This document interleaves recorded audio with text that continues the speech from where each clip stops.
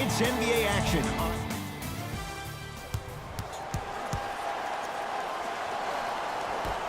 The Bulls begin the game with the basketball. Perfect feed to set up the basket. 2 points. Take them any way you can get them. It's Brooklyn's ball. Oh, yeah, it's me and you. Jay Williams, kid from Jersey, rooted for the Nets growing up. And where do you live now? Brooklyn.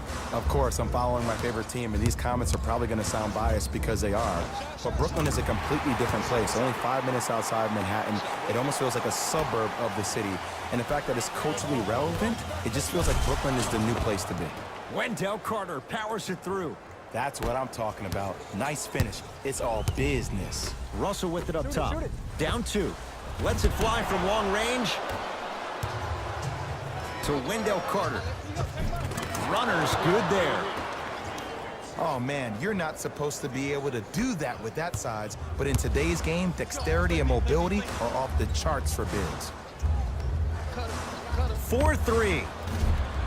Not that time.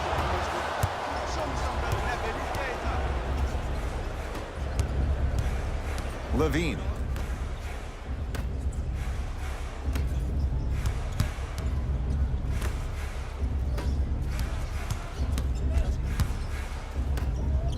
Nice pace, sets it up, and slams it down.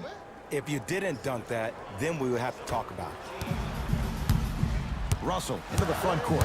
8-2 our score. To Hollis Jefferson. Fires the 3. That's off the side of the rim, no good. To Markkanen.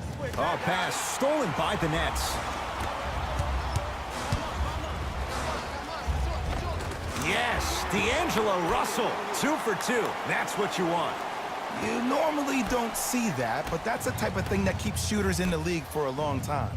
Every once in a while, they venture into the paint. Done. To Zach LaVine.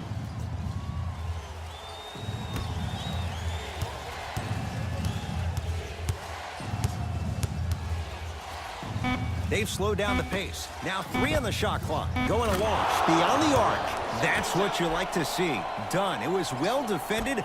Finds a way to hit the 3. Ed, let me tell you how this one goes. It ain't no fun if the homies can't have some. Everyone's getting a piece of the rock tonight. Here comes the screen. Here's a chance from long range. Well, he missed his first 3 shots, but he gets that one to go down, and it's a 3. Well, when you fall down, you always get back up. That's the mindset of good shooters. Yes, and the foul, and a chance at 3 coming up. So many times we get on the defender for quote-unquote letting the offensive player score on an and one.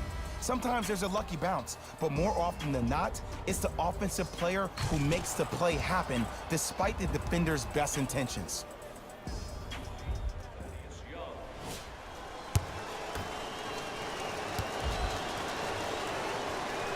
The free throw, perfect. And the lead is up to 7.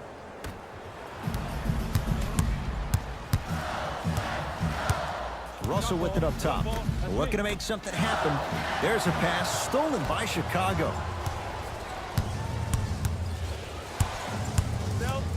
To Markkanen.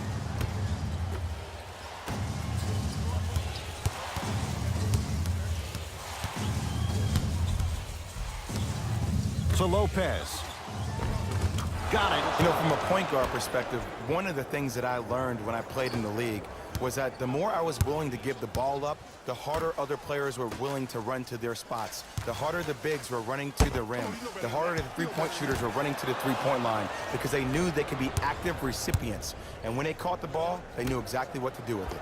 Lets it fly from the out. They're the only NBA franchise to win multiple championships and never lose an NBA Finals series in their history. 6-0 right now. It helped to have a guy named MJ.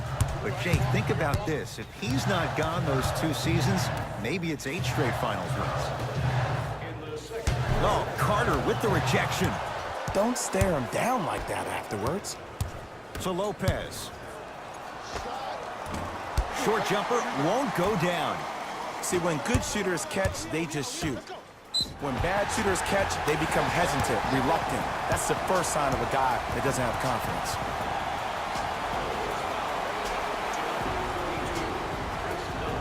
Coach is going to shift gears and adjust his matchups.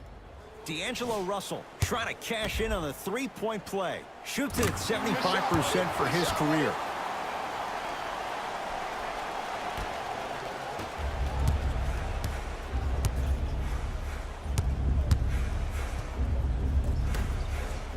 Here's a chance from long range. Off the mark. No good.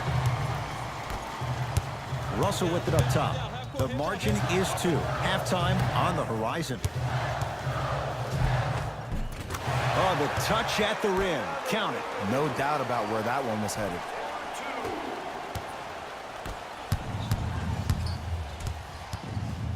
To Markkanen. Levine.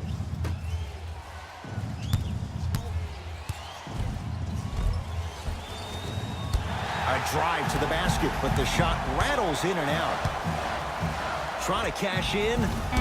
Shot no good there by Dinwiddie. From 18 feet at the buzzer. That's it. First half has come to done. To Levine.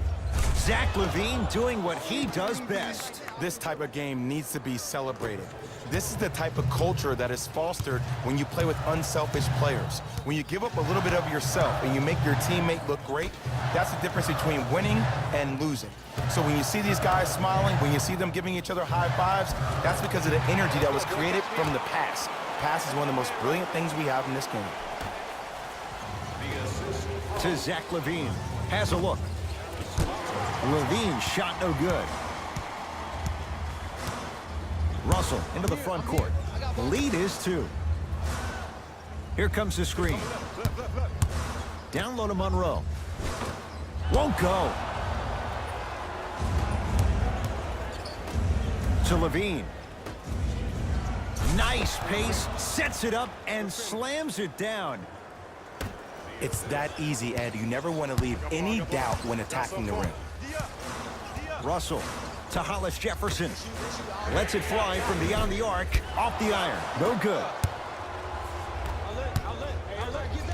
Leaving no doubt. Slams it down. So many people think making assists is creating something razzle and dazzle. Sometimes giving the ball up early is the right play and the most efficient. To Russell. The big guy, Greg Monroe. It's been a quiet night. Only 3 attempts, but he makes that one stick. So many times you can tell if a player is going to finish before he even gets to the rim. Did you see that look on his face? That was a look of a three-point play. You always going in thinking you can get more at the rim. Jay, there is no question the Nets have a long-term vision, and they are not breaking away from it. That vision starts with Sean Marks, who's the GM of this team, and what he was able to pull this past year was pretty much a miracle for the Nets in getting rid of Timothy Mozgov's contract for $16.7 million. He's been able to create so much cap space for this Nets team that Brooklyn now is becoming a destination. People are talking about Brooklyn rather than the New York Knicks.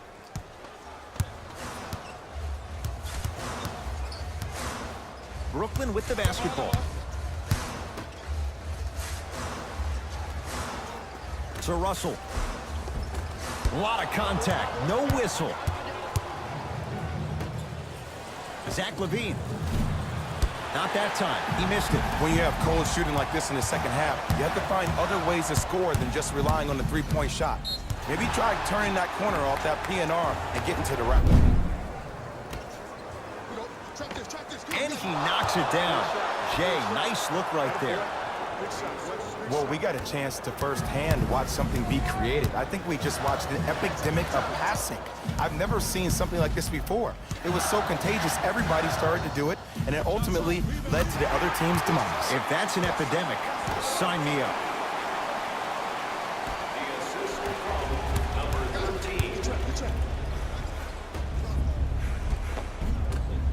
Shot from the lane won't go.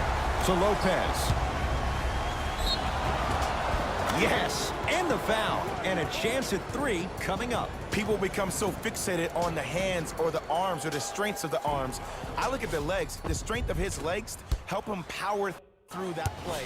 That's how you get and ones. Robin Lopez at the line for a chance at a three-point play. For his career, 76% from the line. Russell. Too good to leave that wide open. D'Angelo Russell hits. And the three-point shot of the offense applies so much pressure on the defense, you can no longer build your teams inside out. The new way, you build your team outside in. Count the bucket for two. Look, there was barely any contact on that last play. I agree with the ref's no call. Let him play. Russell with it up top.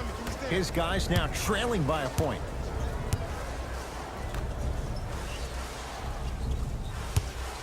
From long range.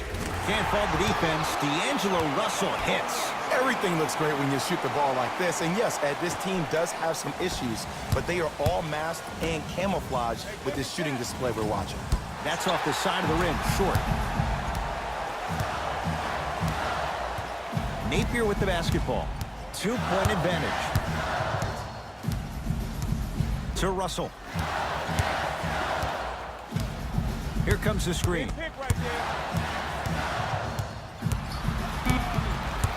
Russell. That's a 24-second violation.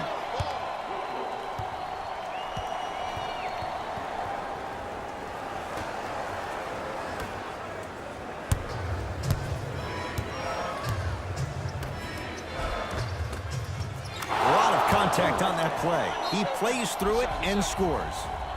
Now the Nets going to take a timeout as they dig into their bag of tricks, trying to draw up the game winner.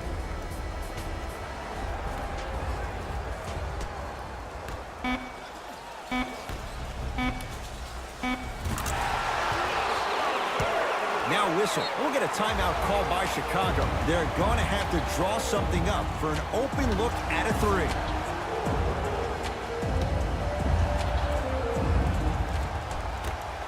Deep three at the buzzer. It's the Nets who are victorious as they win this one by 3.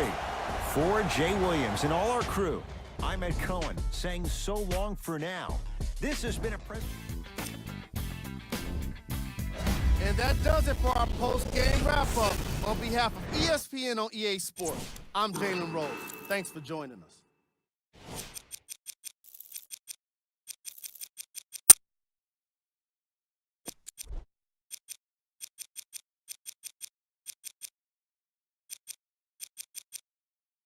And if you're just joining us, we've got a breaking story. Joel Embiid fired off a series of statements about the one, and the internet is going crazy.